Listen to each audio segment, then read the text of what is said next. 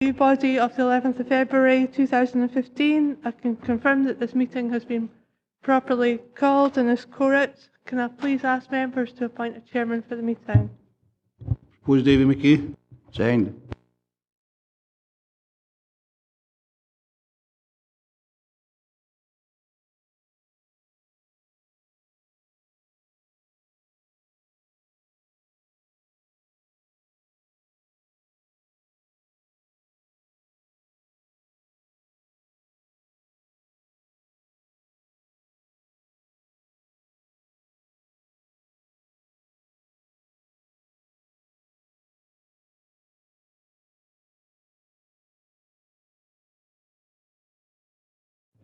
Right, good morning, ladies and gentlemen. Welcome to this meeting of the local review body, Wednesday, 11th of February. Can you take us through the procedures, Claire, please?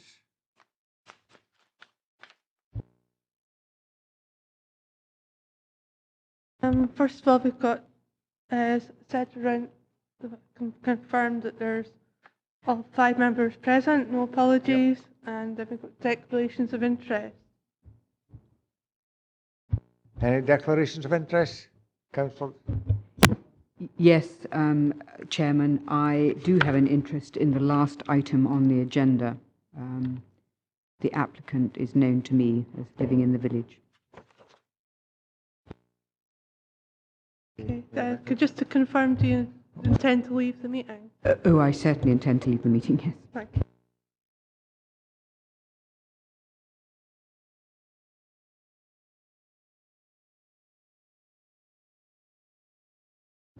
Okay, thank you, Chairman.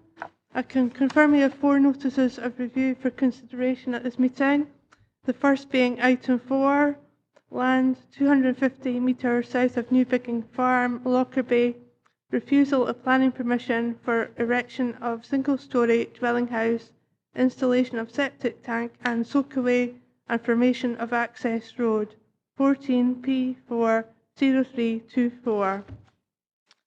The main points in your papers are, you've got the grounds of refusal on page 58, which is the proposal is contrary to policies OP1 and OP2 of the local development plan, the accompanying draft supplementary guidance on housing in the countryside, and Scottish planning policy, in that the proposed dwelling house would be sited in a prominent and elevated position in the local landscape, and in an isolated position some 250 metres away from the existing farm buildings, such that the proposal would not be compatible with the character of the surrounding area and established rural pattern of development. The requested method of determination is on page 8 of your papers, in that the applicant has requested that the review be dealt with on the basis of an assessment of the review documents only, with no further procedure. The grounds stated in the notice of review, pages 11 to 12, are in summary. The farm is close to the end of a lightly trafficked unclassified public road. The proposal is compatible with the character of the surrounding area and the established pattern of development. The agricultural report supports the need for additional labour requirements, and the proposed dwelling is only 250 metres from the main farm steading. There are other applications where a Section 75 obligation or occupancy condition has been applied, where the proposed dwelling house are at distance from the farm. The proposed dwelling house is acceptable in terms of design and materials. There has been no objections from consultees or the public. We also have the comments of the interested parties, being the comments from the roads planning team leader, the appointed officer, and the applicant's agent on the observations of the appointed officer. You have all the development plan policies, and so the main issue that the local review body may wish to consider are, does the proposal accord with local development plan policies and OP1 and OP2 in particular? If not, are there any material considerations which would justify approving the application as an exception to policy? How much weight, if any, does the LRB wish to give to various examples where the applicant's agent is citing as a precedent justification for his own proposal to be approved? So having outlined the documents within the members' papers, it now falls to the LRB to determine whether it has sufficient information to consider the review. It is confirmed that there will be no representations from any party heard today. The options available to the local review body for all the reviews on the agenda today are that it can decide it has sufficient information before it to enable it to determine the review today, request further information in the form of written representations. In doing so, the LRB would be required to state precisely the information it is seeking and who must provide it. Resolve to hold a hearing, again specifying who would be invited to speak and on what matters. Resolve to hold a site visit, accompanied or unaccompanied, and this can be done in conjunction with any of the above, but would obviously not allow a decision to be made today. And if the local review body resolves it has sufficient information and that no further procedure is required, then the local review body has the powers to uphold, reverse or vary a determination. The decision notice will include a statement of the terms in which the planning authority has decided the case reviewed. A planning advisor is present at today's meeting. It is confirmed he did not have any involvement in either case or was not the case officer or the appointed officer. He is here purely to provide independent advice as needed on matters of planning policy, law and process of the local review body. So if the members are clear and no further clarification is required, I will ask the Chairman now to lead the debate and in the first instance to lead the local review body through the agenda papers together and decide if it has sufficient information before it to make a determination today. The independent planning advisor also has some photographs of the site the LRB may wish to view. You want to take us through the photographs first, Robert? Yep, certainly, Chair, quite happy to do that. These replicate the pictures you have within the papers between pages 69 and 72. Obviously, these are larger colour photographs of the same thing, so should hopefully come out much more clearly. The first photograph, this is a view of the application site. It's looking towards the west, and you see the fence obviously quite prominent on the right-hand side. That marks the northern site boundary. This is tallying in, if you look at the location plan and the block plan on page 45 of the papers, that gives you a sense of how the application site sits relative to the road. Moving to the next photograph, this is panning round to the right from the previous photograph, so in a more northerly direction, and it's looking towards Newbigging Farm itself. Now you'll see on the right-hand side the building there. A lot of the buildings are obscured by the topography at Newbigging Farm itself, but it gives you an idea of the proximity. This is a view. It's again looking from the application site towards the northeast. It shows the mature trees you have next to the road, and that's the road that leads up to Newbigging Farm itself. This is a view completely opposite direction. It's looking east, down from the access to the site towards the public road. The proposed site access, again, you can see that on page 45. The block plan shows it. So that's the road that the access to the site would lead to. Further view, again, it's showing the access route. This is actually from the road, so you can see the existing field gate in the foreground, and it gives you a sense of the characteristics of the site. This is moving away now. This is actually up to the buildings at Newbigging Farm itself, and you'll notice how they sit close to the public road. That's the same public road that runs past the application site just further along. And the final photograph is an aerial view. You can see Newbigging Farm itself just towards the top in the middle of that slide, and obviously the application site is further down the image. I'll try and use the pointer. The application site is within that area, and you've got the buildings at Newbigging Farm itself with the road running in this direction. So you can see the trees alongside that. So hopefully that will be helpful to you today. Thank you. Anybody any questions on what we've heard so far? Right, I would intend to take a section at a time, so if you have any questions to raise on that section, we'll take it as they arise. Can we go to notice of review, page 7 onwards?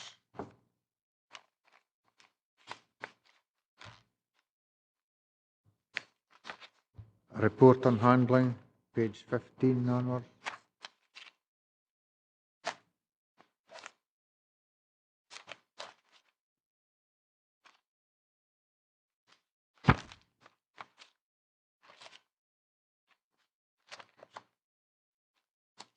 Okay, observation of the appointed officer, page 25 onwards. Councillor Maitland. Chairman, I don't think it's particularly important or relevant, but there is a kind of, at the top of page 26, there is a sentence left hanging. The refusal was not on the basis of the design which. Now, I'm assuming that that's actually just a typo. It should have been a full stop after design. Can I have a, does this make any difference? I'm assuming it's a typo.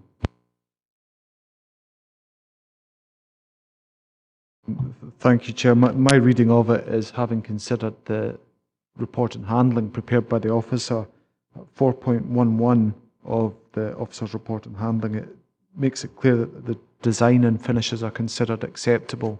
So on that basis, I'm extrapolating that the appointed officer's comments are meant to replicate that, but obviously the sentence is incomplete, like you say.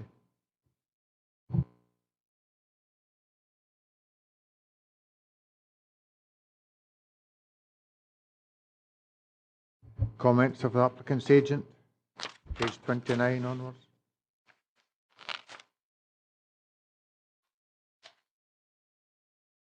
Planning application forms.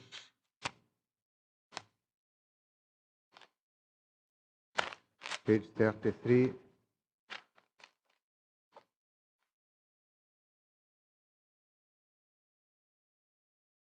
Right, there's an agricultural report, page 47.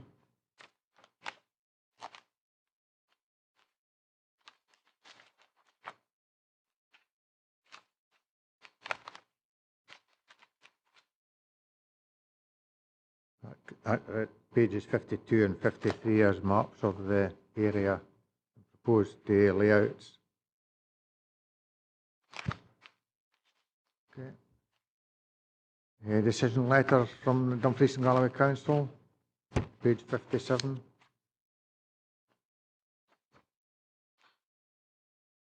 Councillor Maitland. I apologise, Chairman. I missed a question on page 50.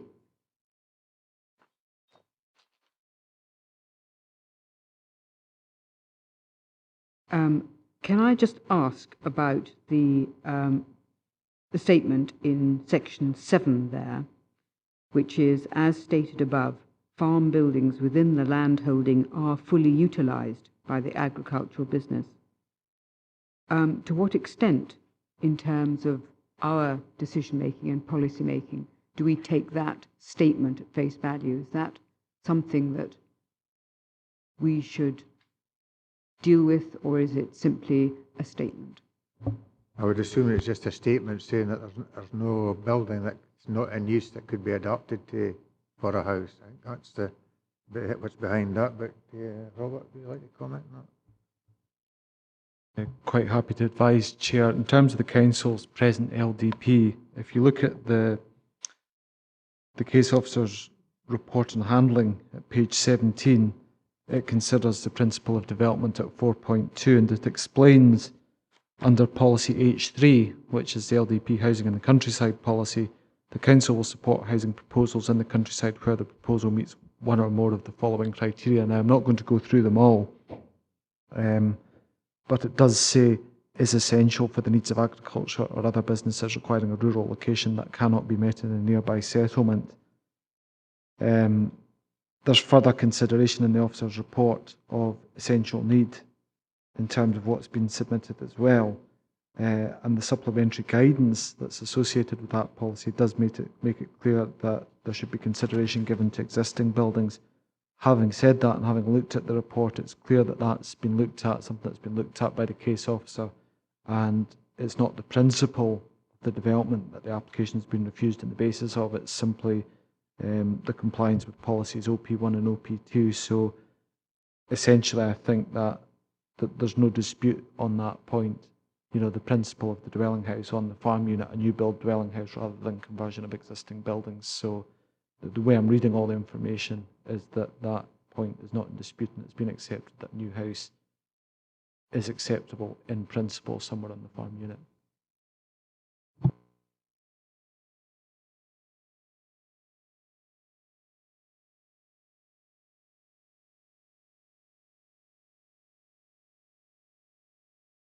Decision letter from the council, page 57.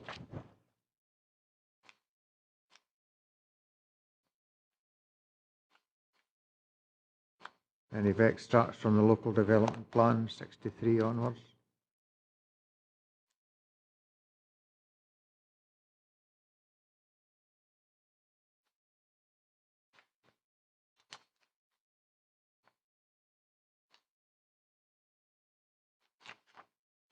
I think there's comment there on landscape on page 63, and housing in the countryside on page 64, where I would suggest that this application falls down. That it's not related to a small buildings group, things like that. You want to comment, Councillor? No? Okay. And we're at the photos of the application site, which you've already seen.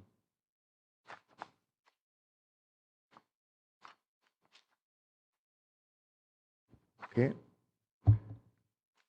Are we satisfied that we've got sufficient information to enable us to make a decision? Councillor Dryburgh? Yeah, Chair, I think we have got enough information in this particular report to make a decision. The decision, as far as I'm concerned, was the right one by the officer. And looking at all of the information within the report, it's clear that it would be contrary to the policies that we actually have in place. And I would say that we go along with the officer's decision on that one. Thank you, Councillor.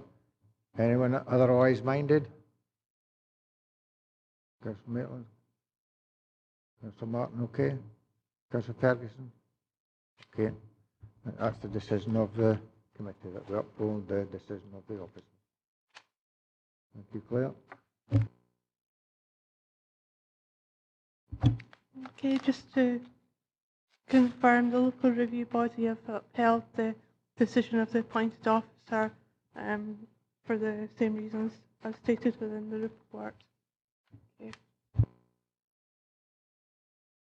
Can we now move to the next application, erection of 3 conservatories, retrospective at Langshaw House, Kirtlebridge, Lockerbie.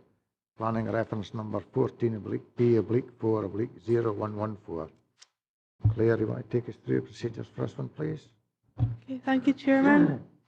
We have the grounds of refusal on page 184, being that the conservatories are considered contrary to local development plan policies OP1, OP2 and HE1 on the grounds that the design, detailing and external materials are unsympathetic and do not reflect the appearance, character or architectural features of the Category B listed building. The requested method of determination is on page 80. The applicant has requested that the review be dealt with on the basis of further written submissions and by means of an inspection of the land which is subject to review. The grounds stated in the notice of review are, in summary, the listed status of the part of the building to which the application relates is disputed. The conservatories which have been erected do not detract from the character or appearance of what is a modern, incongruous addition to a listed building. It is the modern extension itself which detracts from the character and appearance of the listed building, as opposed to the conservatories which have been added to that modern extension. The two conservatories at the rear in particular have no impact on the principal elevation of the original listed building and can only be viewed in the context of the modern extension. Impact will be mitigated by introduction of landscaping to define the property boundaries. The materials used are considered to be entirely appropriate. The windows installed must be viewed in their context as additions to a modern extension attached to a listed building. The Council has previously granted permission for the erection of an additional residential care home at this in 2004. It was approved with white uPVC windows. The 3 residential units proposed within the extension provide a type of affordable accommodation for which there is a significant demand in the area. We also have the comments of the interested parties, being the comments of the appointed officer, the comments from the applicant's agent on the observations of the appointed officer. You have all the relevant development plan policies. So the main issues that the local review body may wish to consider are: does the proposal accord with the relevant local development plan policies, HE1, OP1 and OP2 in particular? If not, are there any material considerations which would justify approving the application as an exception to policy, in particular as a proposal of exceptional design quality? So, having outlined the documents within the members' papers, again, the local review body should consider if it has sufficient information to consider the review today and will determine the review today. Again, it's the same options available to it as previously outlined, and again, the planning officer is here to assist you. Thank you, Claire. Would you like to take us through the photograph, Robert, please? Certainly, Chair. Just as a reference point, if it's helpful, these replicate the pictures on pages 195 to 198 of the papers. In terms of submitted plans, to make best sense of this, you're probably best referring to pages 128, which shows the block plan, and 2 pages later, page 130, showing the proposed floor layout. It maybe makes more sense that way, certainly to myself, but I'll run through the slides anyway. First view here shows the conservatory. It's referred to Conservatory 1, which refers to proposed flat 1. So you can see the conservatory on the right-hand side there with the slate roof and the existing building on the left-hand side. This is moving round. It's looking south east towards Conservatory 3, so that relates to flat 3 on the actual floor plan that's been submitted. Again, very similar to Conservatory 1. Moving round again, it's looking southeast towards Conservatory 2 on the right-hand side in a slight distance, and you can see part of Conservatory 3 there on the left-hand side as a reference point. So that's the one you can fully see in the previous slide. Just moving round, you can see it on the left there. Next picture, it's looking east. This is towards Conservatory 2, and you can see the original part of Langshaw House clearly there on the right-hand side. And moving further round, it gives the view of the opposite elevation of the same conservatory. So this is proposed Conservatory 2 on proposed flat 2 with the element of Langshaw House on the right-hand side. You'll be able to see there's obviously some discussion in the papers that I'm not going to go into at this point in time about the link to the building. You can just see that in this photograph. And then finally, you can see the principal elevation of Langshaw House itself with the portico and the extension on the left-hand side to which the conservatories have been added. And again, you've got that physical link in between the two.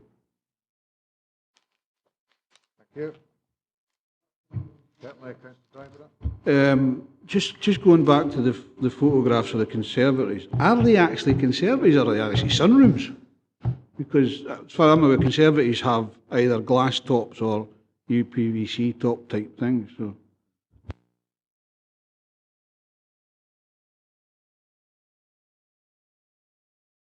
I mean, my view is I would have described them as sun porches or sunrooms rather, but you know, it's essentially an extension as you see it. It's been done.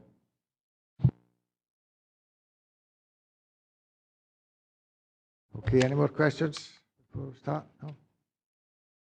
Okay, page 79 onwards, notice of review, dated 14th November 2014.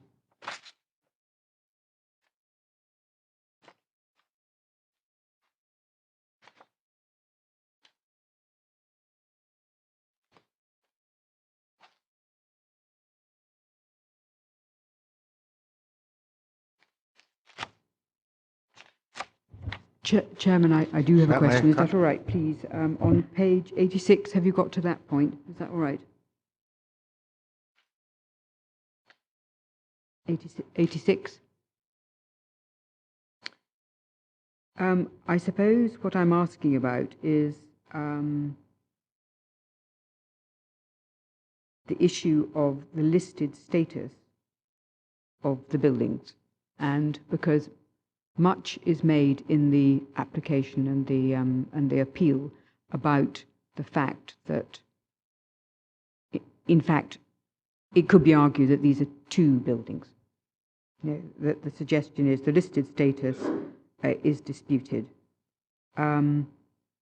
If we have given two proposals, as has been agreed, and if it's fully implemented, they will be two separate buildings. Is it then legitimate to consider these as two separate listed buildings? I'm asking, are these delisted, or do we have to ignore that and we simply say these are listed, full stop? I think the strange thing is on page 87, the second paragraph down, they've got written in there, modern extension has achieved listed status as a result of its attachment to a listed building, rather than any architectural or historic merit in its own right. You want to comment on that, Robert? Chair, quite happy to comment. My view on this, and the reason why I showed it in the photographs, is the extension you have is physically attached to the listed building, and that's obviously in place. If it's been extended, then it's all listed, and by virtue of being attached to the extension, if you like, the conservatories therefore require listed building consent. There was an update I forgot to mention, omitted to mention at the time I presented the slides, just a factual update, and that was in reference to listed building enforcement notice appeal and a listed building consent appeal in respect of this proposal. Both of those are presently being considered by the Scottish Government's Department of Planning and Environmental Appeals, but neither has a decision. Target date for one is the 15th of April and the other one's the 8th of April. But obviously, as a local review body, you've got to consider the applications that are in front of you today in respect of Langshaw House. It was just to make members of the LRB aware of that. Thanks. Robert, can we just get some clarification? Is it the whole of the building that's listed, or is it a certain facade, or the front or the back, or it's the whole building?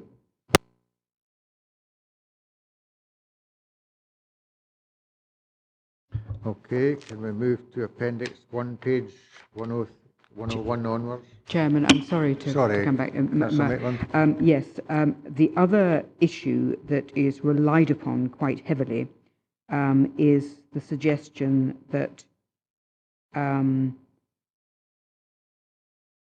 the very bottom there of page 86, the principal elevation will be mitigated satisfactorily through the introduction of landscaping. Is that something that we would normally expect to be able to do? The suggestion is that I think probably the very high, if you look at the pictures, they're very high underbuilding, and it's rather incongruous, that level of underbuilding you've got, because that the levels, you have to go up 3 steps to get into these buildings, so they're rather unusually high, which I think actually detracts from the massing personally. But would we then normally expect to rely on underplanting? And in fact, could we do that? Because I don't suppose you could actually forever say there must be underplanting. I don't know. That I would like to ask that question, please.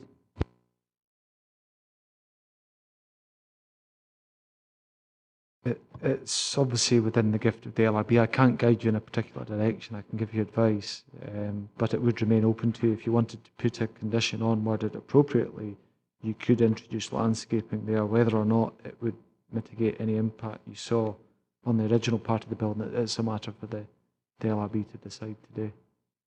Thank you. So the council is silent on the efficacy of landscaping with respect to mitigating problems. Thank you. Right, Brian? My understanding, if this was an application that was actually given permission, there would be conditions put in place, and that would actually probably be part of the conditions of the application. But this has been refused, and therefore it's now going to come to review because of the policies that we actually have. So that condition, as I'm sure Jane's aware, many times we've had different arguments on landscaping and things like that in different areas. So that would be my understanding of it. Yeah, I don't think it's for us today to add conditions or anything like that. Okay, Councillor Maitland, okay? Right. Page 101, Appendix 1.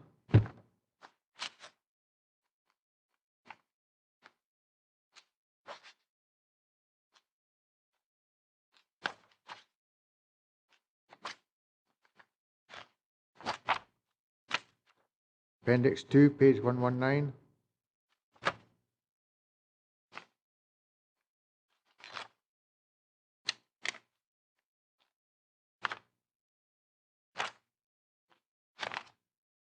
Appendix 3, page 133.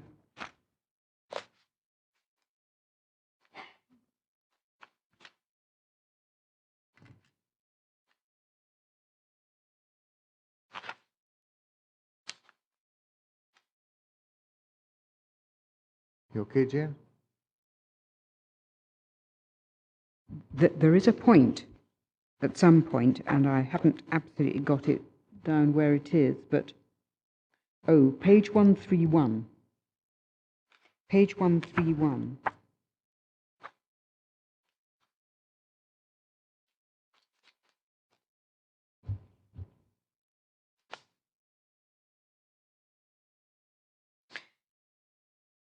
There was never any application for these, was there?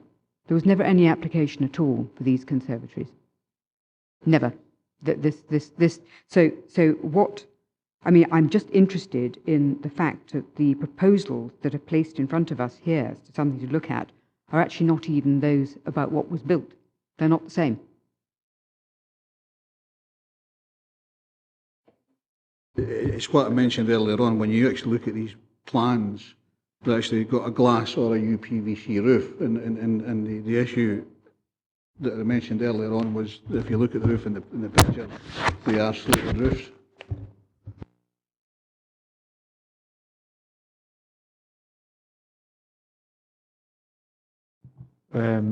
I'm happy to comment. I mean, certainly if you look at the drawings that have been submitted on page 131, they're clearly different from what you can see in the photographs in a number of key respects, not least the roof treatment, in addition to which the window detailing is different. You can see single pane vertical emphasis windows on this elevation, for example, whereas the plans show a kind of astragal detailing to the windows, and it obviously shows transparent roof panelling, more like a conventional conservatory. There was some debate on how to describe them.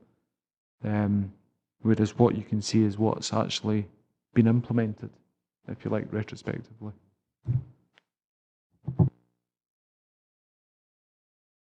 Thank you. Yes, I mean,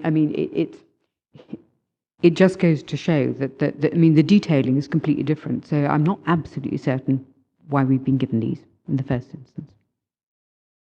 Oh, The detailing, the vertical aspect of the windows in comparison to the horizontal aspect of the windows there. You know, I'm not entirely certain why we've been given these plans.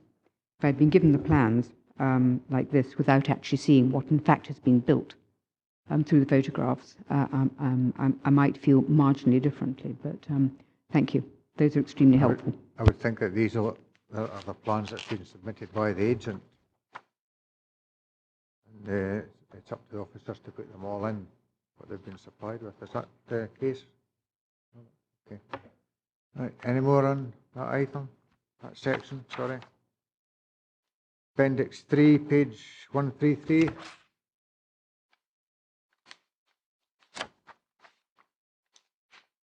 Appendix 4, page 137.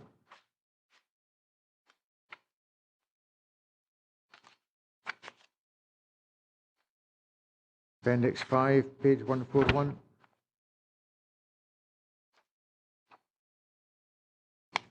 Appendix 6, page 143.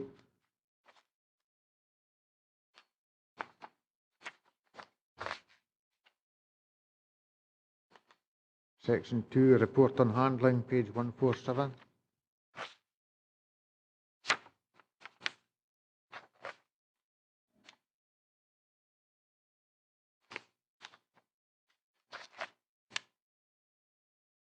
Section 3, page 153, observation of appointed officer on the applicant's notice of review.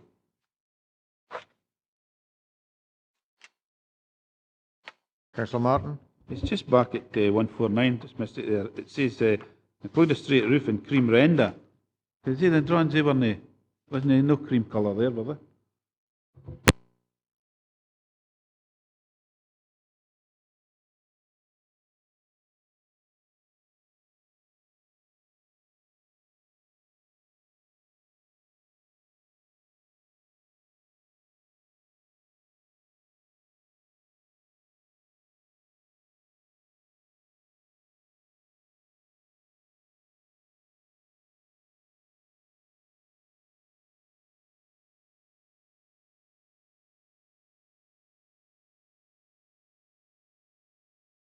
Just to clarify, the reference to cream render is in relation to the wall material beneath the windows. So it's been described as cream render in the officer's report.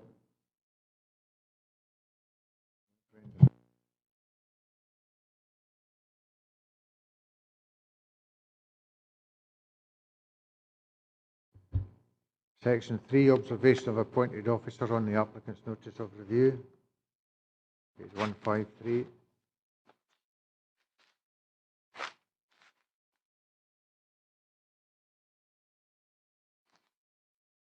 Section 4, comments of the applicant's agent on observations of the appointed officer.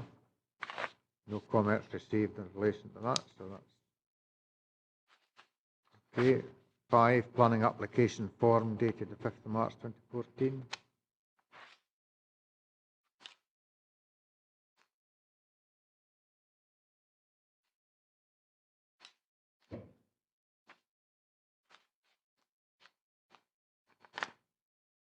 I think that addresses the issue that you raised, Councillor Maitland, that there's a plans that's been submitted, albeit they're not in accordance with what's actually there.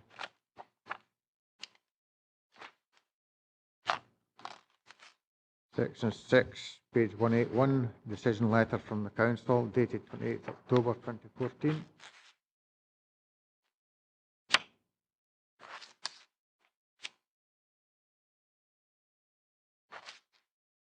Section 7, relevant extracts from the Council Local Development Plan.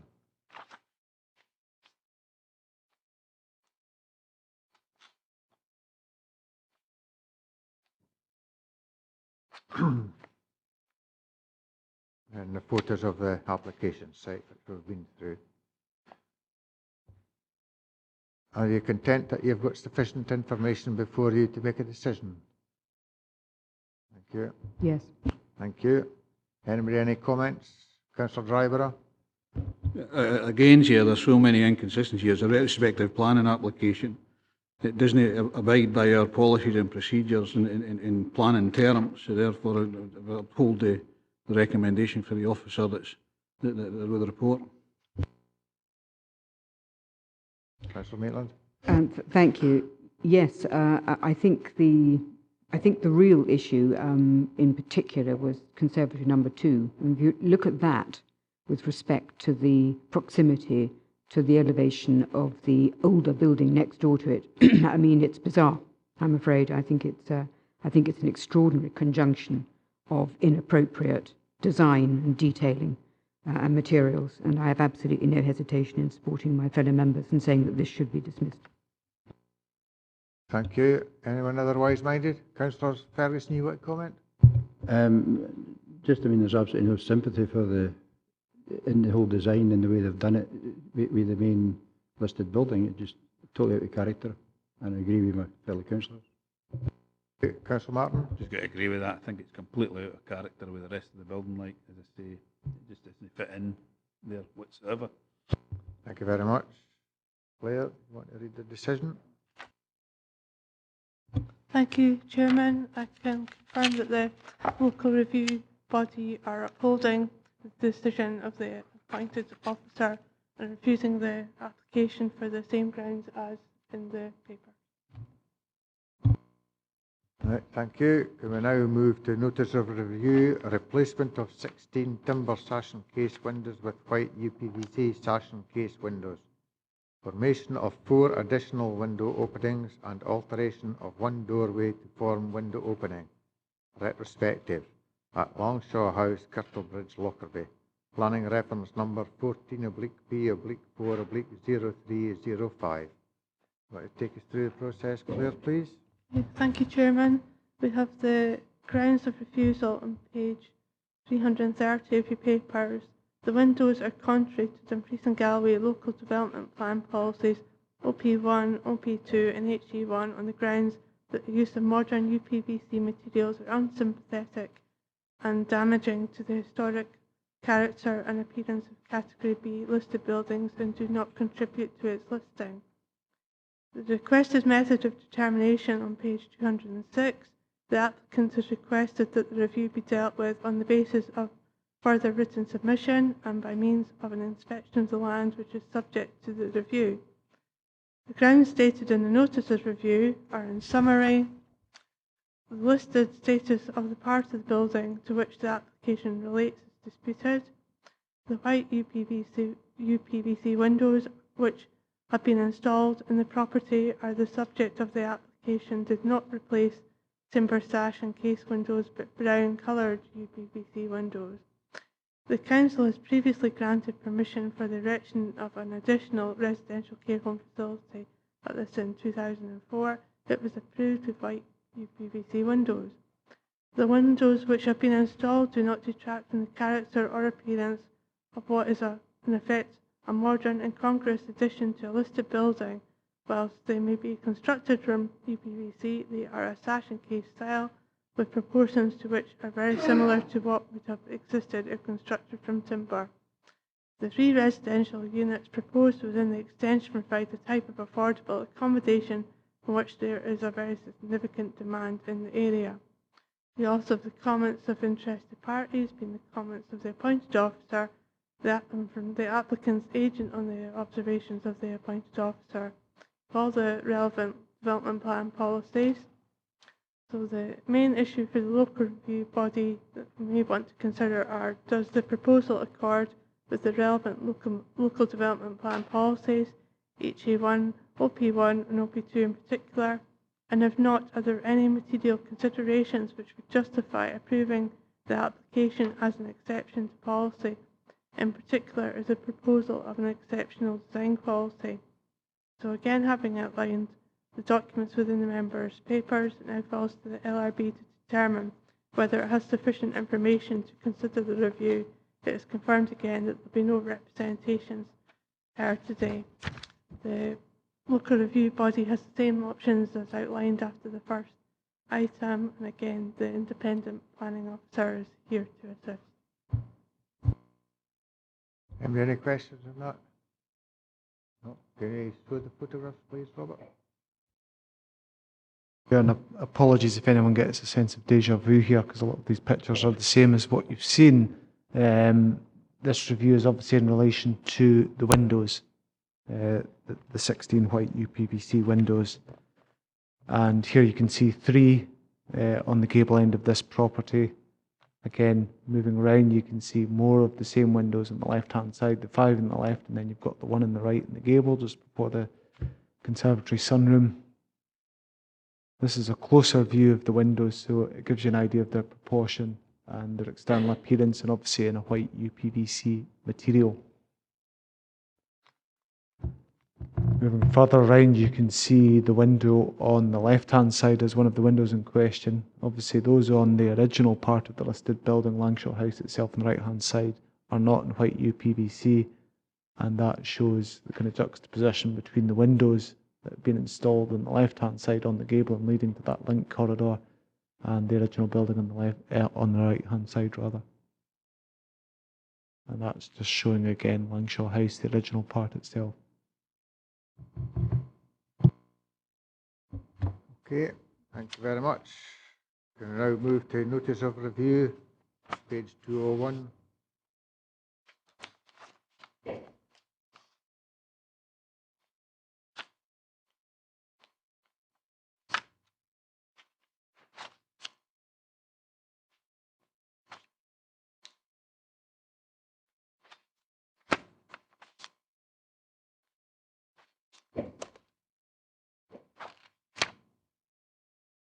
Councillor Chairman, Maitland. could I just ask, the executive summary of the notice of review here simply talks about the uPVC windows. Doesn't actually talk about the addition of 4 new windows and a doorway. Are we just talking about the windows, or are we dealing with the whole thing, despite the fact it's not mentioned by the applicant? Is it? Yes, alter the doorway to form a window opening. It's maybe just that it's in the executive summary and I've missed the rest of it.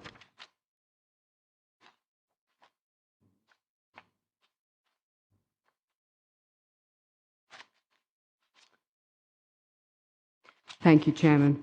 It's been pointed out to me that I must have missed it in the second paragraph. Thank you. Thank you. Thanks, somebody, for that help.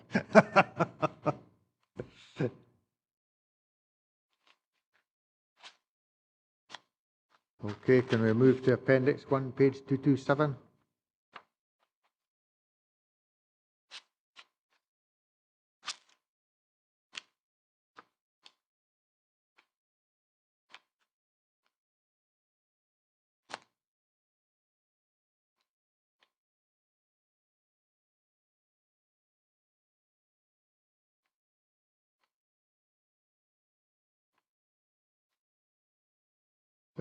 Asked question on 229 there, as part of the grant of planning permission in section 4, which is a condition of that.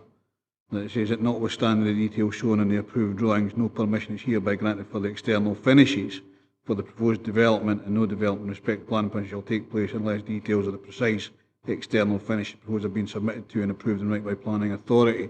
And I take it that as part of the original planning application, that would include finishes such as windows, doors and things like that. Yes, that would be my understanding. The condition would cover that, Chair. Yeah.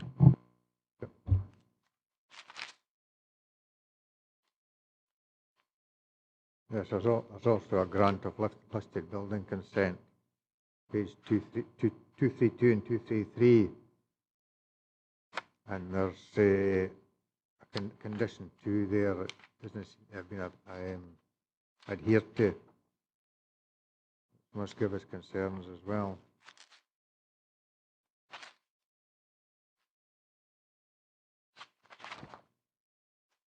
The Appendix 2, page 245.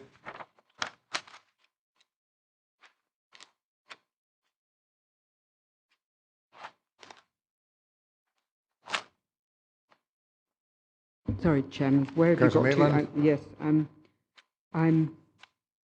I just want to look at. I was looking at this application, and it looked to me, and I might be absolutely wrong, but it looked to me as if you look on page 243, the application was for wooden windows. The actual application was for wooden windows.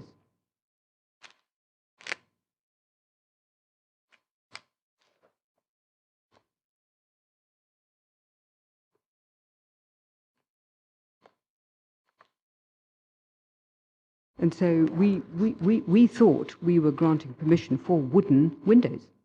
So, I mean, we thought we were giving wooden windows. I mean, that.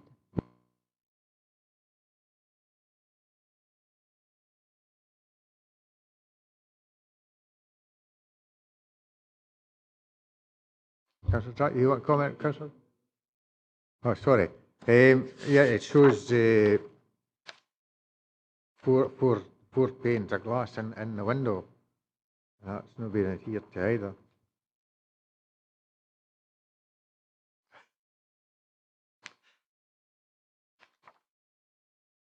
Okay, anybody else want to comment? Appendix 2, page 245.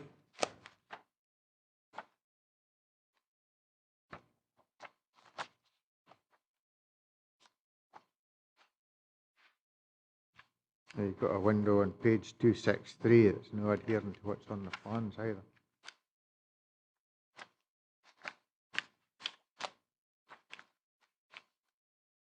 Okay, appendix 3, page 267.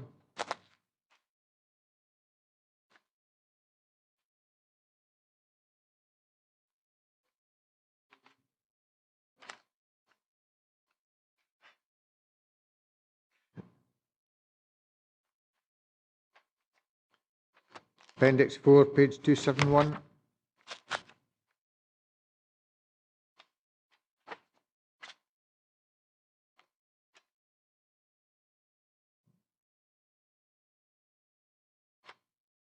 Appendix 5, page 275.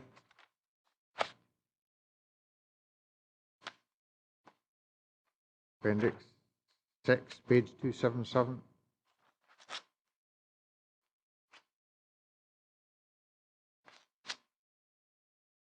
Report on handling, page 281.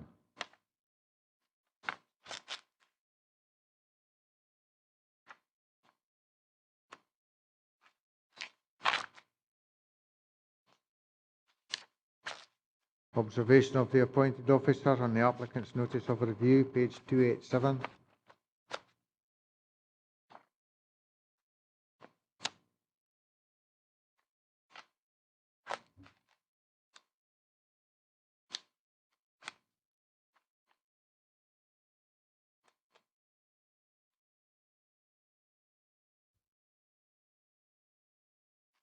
Comments of the applicant's agent on observations of the appointed officer, page 291.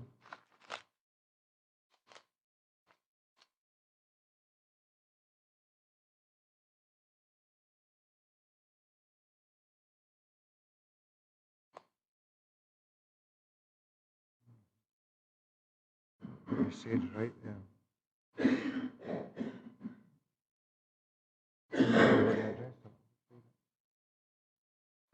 Okay. On page 293, you'll notice under the heading paragraph 4 that the appointed officer claimed to have records which demonstrate timber sash and case windows were installed in the extension at the time of construction. And they also have records from a member of the public that windows replaced were timber sash and case. And the agent obviously said it's unhelpful that the records referred to by the appointed officer have not been produced in support of the claims made. Until such evidence is produced, the claims made cannot be relied upon in the determination of this review. You'd like to comment on that, Robert, please? I'm quite happy to comment on that, Chair. It's, when I look at the papers, it's obviously a bone of contention between the appointed officer of the council and the applicant. You know, were the original windows timber or were they brown coloured uPVC? It seems fairly certain they were brown and they were of some description. So you've got the appointed officer comments at 4 and 6 make reference to this. And you've also got the applicant's agent that makes great comment of this. Basically, I've summed up, I haven't seen any compelling evidence either way, quite honestly. I've had a look at the papers and tried to take a balanced view. It's one or the other. They either were brown uPVC, in which case they were in apparent contradiction of the 1980s consent and not detected, or simply unauthorised because there's no record of an application for them, or they were timber sash and case. But obviously, your consideration today is whether or not the installed white uPVC windows that you've seen in the photographs are acceptable or not when you're reviewing the council's decision in this case. It's maybe not helpful that we don't have certainty over that, but you've obviously, like I say, you've really got to determine it on the merits of what you see in front of you today. With the point about earlier point about the windows, that was what was submitted by the applicant's agent, but I'm fairly satisfied by looking at all the documents. It's understood that the application was considered on the basis of what had been done retrospectively. So in other words, what was seen at the time of the site visit and so on, although some of the information does contradict what's been done. Members okay with that? Thank you. Page 297, section 5, planning application form dated 15th May 2014.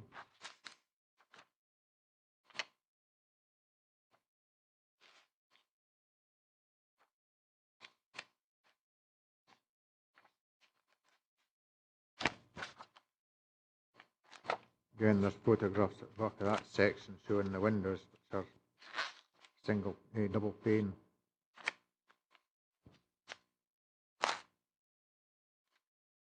Section 6, decision letter from Dumfries and Galloway Council, dated 28th October 2014.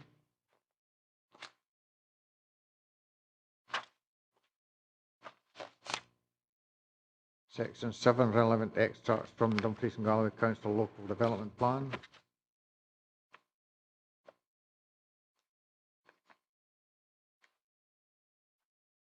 And Section 8, photos of the application site and the locality.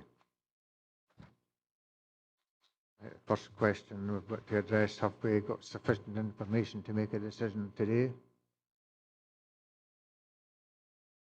Councillor Driver's quite happy, arrested, quite happy. Thank you. MD, any issues you want to raise? Councillor Driver? Yeah, I'm just a bit concerned that this and the previous application for notice of review has sort of thrown us all, I think, into what's actually acceptable in the listed permission and things like that. They've obviously went ahead with this particular piece of work without any previous application being agreed by planning committee or officers.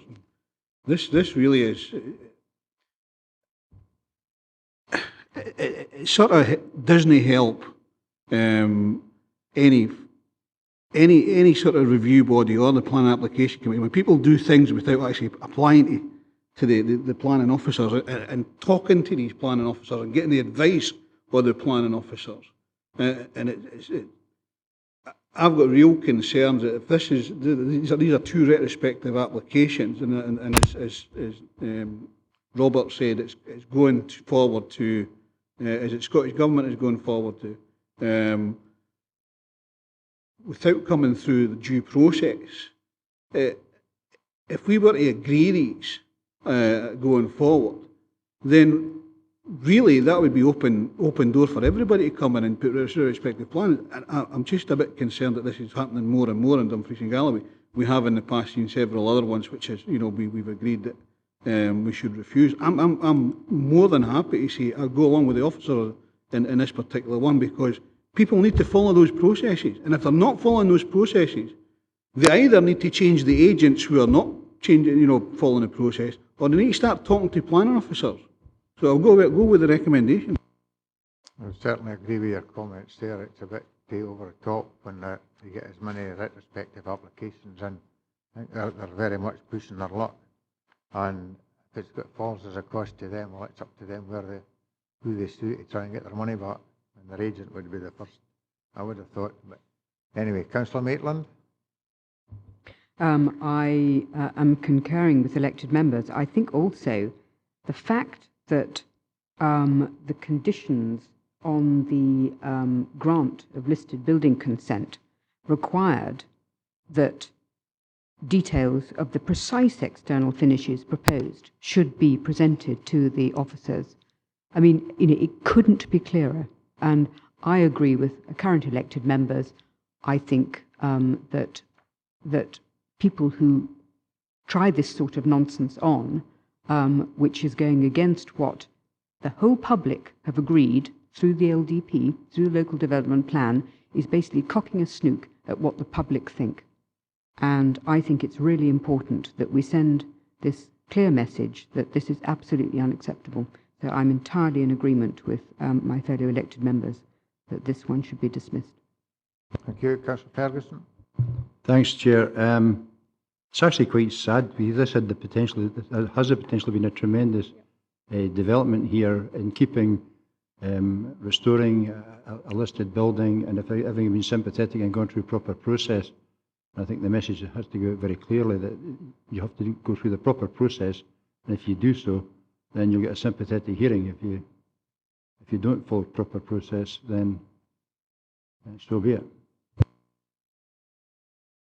Got to concur with most of what's said here now. It is pretty sad that, as I say, it seems to be quite a lot of the retrospective applications where they went ahead seem to come right to the local review body rather than the planning applications committee, where it could be heard there. Like, they just seem to bypass that and come straight to the local review body and hope of getting a sympathetic review of their plans. Like, and it seems to be happening, as Archie said, more and more. So, as I say, I think I've got to agree with everything that's been said. Councillor Maitland, you want back in? Yes, it's possibly not for this one. I think we probably dealt with this issue, but it is also about advice and the capacity of officers to give expert advice. We've lost the conservation officer. I don't know where we are with the next person, and I don't know what level of detailed expert advice can be offered, because this whole project here, I think, was probably a fantastic, and I hope still remains so, fantastic opportunity. I don't think it's beyond the wit of somebody. Really good design, good planting schemes, good thoughtful shapes and designs of the massing of what they want to do, and careful design of windows. I don't think it's beyond the wit of somebody to produce something really excellent that people would really look forward to living in, would be a good design, high quality, and add to a sense of place. And I think that's what we want to try and encourage. I think in reading some of the applicants' papers, they're very critical of the officers, and that's probably because they're not getting what they want. They've got to recognise they're not the fonts of all wisdom, and I'm sure our officers will accept that they're not the fonts of all wisdom, but they've got to discuss it, and if they're not willing to discuss it with us, and pay the penalty. So we're agreed that this is refused. Claire? I can confirm that the local review body are upholding the decision of the appointed officer and refusing planning permission for the same reasons stated in the papers. Well, you finished, sorry. Oh, lucky you. Right, can we notice of review, refusal of planning permission for the erection of a holiday accommodation unit, retrospective, at Shawhill House, Dundrennan, Kirkcudbright. Planning reference number 14/P/2/0049. And you'll notice a change of face in the officer, responsible officer. Now, welcome, David. Claire, you want to take us through the process? Okay, thank you, Chairman. We have the grounds of refusal, pages 386 to 387, being that the provision of a new building for holiday accommodation, restricted Class 9 residential use in this location presents sporadic and unsustainable development in the countryside, contrary to the requirements of Structured Plan Policy D23, Churchill Local Plan Policy 33, and emerging proposed modified Local Development Plan Policies OP1, ED2 and ED10. The proposed holiday accommodation, by virtue of its siting, massing, scale, height, proportion and general design, would fail to accord with the character and appearance of the group of buildings of which it forms part. The proposal is therefore contrary to Structured Plan Policy D23, Churchill Local Plan General Policy 7 and 33, and emerging proposed modified Local Development Plan Policy OP2. If the requested method of determination on page 352, the applicant has requested that the review be dealt with on the basis of an assessment of the review documents only, with no further procedure. And we have the grounds stated in the notice of review on pages 351 to 354 are in summary that the proposal does not represent either sporadic or unsustainable development, but represents a long-term commitment to providing quality holiday accommodation which will contribute to the local economy. The siting, mass, scale, height and general proportions do not fail to accord with the character of the group of buildings of which it forms part, as this design and dimensions were acceptable for planning permission approval in 2009. The only marginal difference is the overall height. These marginal differences could have been covered by a non-material variation. With comments of interested parties being the comments of Scottish Water and the appointed officer give the relevant development plan policies, and so that the main issues that the local review body may wish to consider are: does the proposal accord with the relevant local development plan policies in OP1, OP2 and ED2 and ED10 in particular? If not, are there any material considerations which would justify approving the application as an exception to policy? And how much weight, if any, does the LRB wish to give to previous planning permission granted for a domestic garage of different dimensions in 2009? So again, having outlined the documents within the members' papers, it now falls to the LRB to determine whether it has sufficient information to consider the review. It is confirmed that there will be no representations from any party heard today. Same options as outlined previously, and you have a new independent planning advisor here present to assist. Thank you, Claire. Anybody any questions today? Present? No. Councillor Maitland indicated knowledge of the applicant, so she has left the room. Page, notice of review, page 345. So, oh, sorry. Mr. Sutty, could you show this in photographs, please? Thank you, Chair. This is just the same photos that you have on pages 407 to 409. And the first slide is looking east towards the rear elevation of the building concerned. And that's looking the other way, so it's sort of southwest, so it's the front east elevation. And that's the full-on front elevation, as you can see. The building was designed as a double garage, but was increased in height, so you can see the height difference between the top of the French windows there and the wall head is different to what you see at the end of the agenda papers for the original permission. That's looking at the south gable elevation and also just the elevation you've seen before. There's looking at the north gable, which is beside the road, and then next one is just a view down the side of the rear elevation. Just a point to make you aware of before you carry on your determinations is that this is a slightly unusual case. This is the last one which will have the old development plan policies mentioned in it. The LDP was adopted, as you'll be aware, in September. There's only a 3-month window in which you can lodge a notice of review, and I'm pretty certain this is the very, very last one that will actually have mention of the old LDP policies.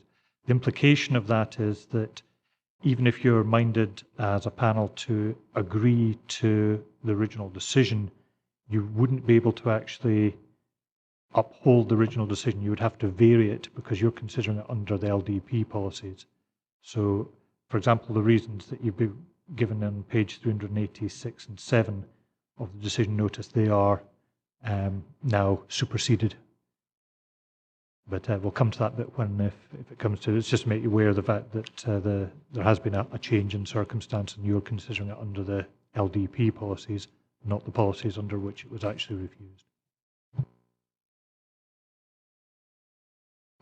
Thanks, David. Just make sure I've got you right there. So even though this is retrospective, we have to take account of the new plan today rather than under the existing one when the retrospective.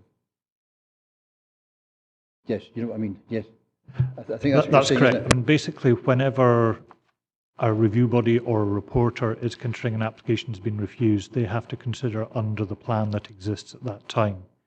So, whilst the case officer and the appointed officer obviously considered the application in the end of August, where the structure plan and the local plan, the statutory local plan, still existed, and it does make quite considerable weight on the forthcoming LDP, and knew it was coming and gave it quite considerable weight as a result of that. Nonetheless, it made the actual decision with reference to both the LDP that was coming and the existing development plan at that time. But you as an LRB are reviewing the decision, you're making what's called a de novo decision.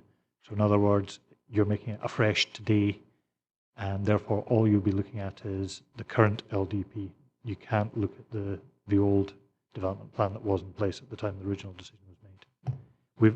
The LRB, I think, have had about 3 or 4 decisions like that, and in instances where they were minded to agree with the general principle of the original decision, then what they did was they varied it, and Claire's nodding because she knows how it worked in previous cases. Okay, that's clear as mud, is it? Okay, we'll make a start. Oh, you want to come in there, Claire? No? No? I can just confirm, as I probably should have stated myself at the start, all the other cases today I've had 3 options where you've been able to uphold, because the reasons have been the same. Vary, where you can still refuse or still refuse, but for different reasons, or reverse, whereby you're granting permission. But this one can't, if you were refusing, you wouldn't be able to uphold it for the same reasons, therefore you'd have to vary it, reasons for the new LDP, or if you minded to give permission, you can reverse. That's probably muddied the water even further. Notice of review, page 345.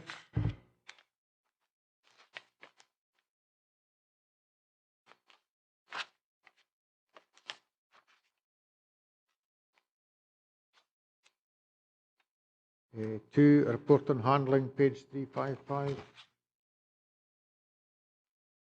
Councillor Martin? They say, we've got definitely, this has never been used as a garage. Is this pretty much correct? Even though the plan permission was for a garage, but it wasn't built to the same the specifications it was granted at the time. Chair, yes, the paragraph at the end of page 357 and to the top of 358 confirms that there was no evidence that the building was ever built or used as a garage. As far as can be ascertained by the case officer and the planning inspector, it was only ever built as you've seen it here, and it was never used as a garage. So in fact, technically, you'll notice that there was the application for the change of use of the domestic garage that was actually withdrawn and returned for the simple reason that it had never been implemented, so you couldn't have a change of use application for that.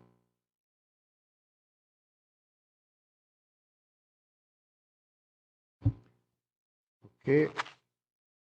Section 3, observation of the appointed officer and the applicant's notice of review.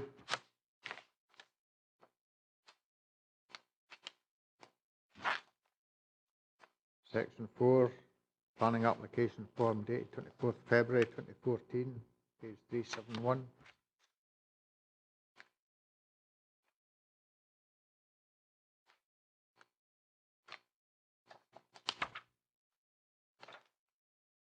Section 5, decision letter of from Dumfries and Galloway Council dated 18th September 2014.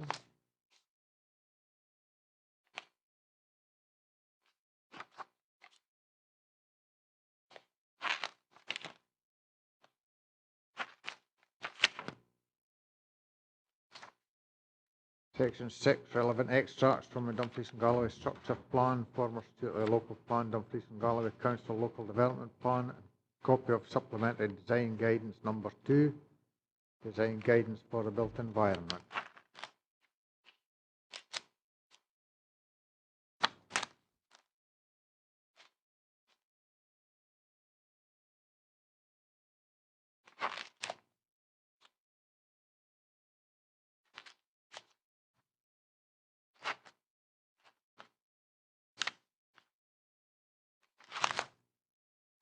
And the photographs which you've already seen.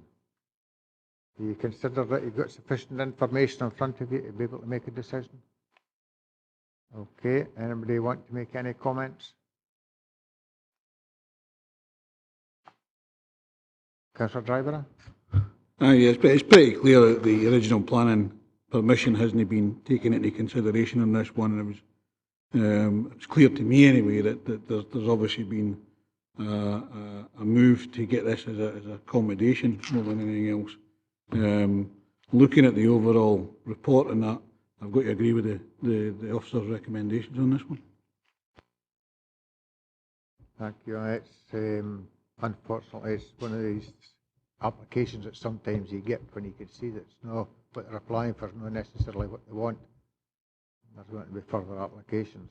It's unfortunate. Everybody else, Councillor Ferguson. Thanks, Chair. I'm trying hard to square this with almost like a disregard for there is no planning thing with the new plan and policy D23 to contribute the scheme development of tourism. And how do we deal with this? Because we've got quite I think blatant's the word, misuse of the old planning application. Yet if we have to consider it under the new plan rather than the old plan, the new plan, quite clear, is that we have to supporting visitor attractions and facilities will be supported by this council. So a bit of a problem here. There's half of me saying we need to send the message to say this isn't acceptable, but the other half is saying, yeah, but it's also currently meeting the new plan, and I would welcome some advice on that if I can get it. David, would you like to comment? Thank you, Chair. The original application was clearly for a double garage, and in that context, the design of that, I think we've provided a copy of the original permission elevations, just to let you see the very last page. It's page 411. Now, in that context, a double garage was considered to be acceptable. My reading of the appointed officer's view is that had they applied for what they've actually gone and done, it would have been contrary to the old policy and indeed the new LDP policy, and they would not have supported it. The bottom line, unfortunately, is that they chose not to implement the permission that was granted, did something completely different, and then when it was discovered, they've applied retrospectively. Now, that was refused. The LDP policy that you really should be looking at, I would suggest, is principally ED10, which you can see on page 395. And that sets out what the current policy is. And generally it does support, but it makes a number of caveats saying where the council will actually support these. Now, this doesn't form an extension to existing site. It's not associated physically with an existing hotel, doesn't form part of a tourist attraction facility or outdoor recreation facility. It's not situated with an established woodland area to be retained as part of an overall development. So, what you've actually got here, although it's being described as a tourism development, effectively it's a Class 9 dwelling house. It's a house. Now, you can restrict that by terms of occupancy condition, but again, the question is, had this been applied for, would it have been considered to be contrary to policy? And then my reading of what the appointed officer's view on this is, it wouldn't have been acceptable. Councillor Martin. I've got to thank David for clearing that up a wee bit, because that's as much what I was going to ask. I think if the application had still came in, even under the new plan, it would have been refused. And as I say, we've got it under the old plan, something that was applied for, that it wasn't even, something completely different was built than what they got planning permission for. So I don't think it would have mattered under what plan it was. Councillor Ferguson, will you want back in? No, it was, I absolutely thank David for his explanation, and I'm agreeing with John, and I'm minded to agree with Archie's original statement that we go with the recommendation. Okay, go with the officer's recommendation. Clear?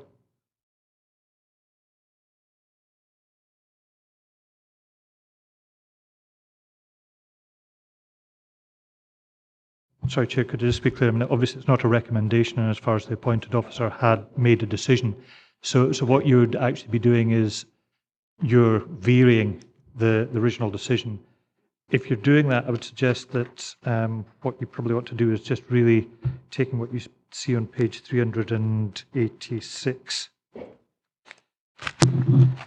If you would be varying it really to strike any reference to structure plan policy D23, statutory local plan policy 33, and then deleting the phrase emerging, proposed, modified, so that what you're really just saying that it's contrary to the local development plan policies OP1, ED2 and ED10. And then when you've got the second grounds for refusal, you're doing exactly the same, striking structure plan policy D23, statutory local plan policies 7 and 33, and again the words emerging, proposed, modified. So it just reads that it's contrary to local development plan policy OP2. That agreed. Happy with that, John. Thank you, Chair. I have no other business. Thank you all very much for your attendance. Thank you, Claire and David and Robert.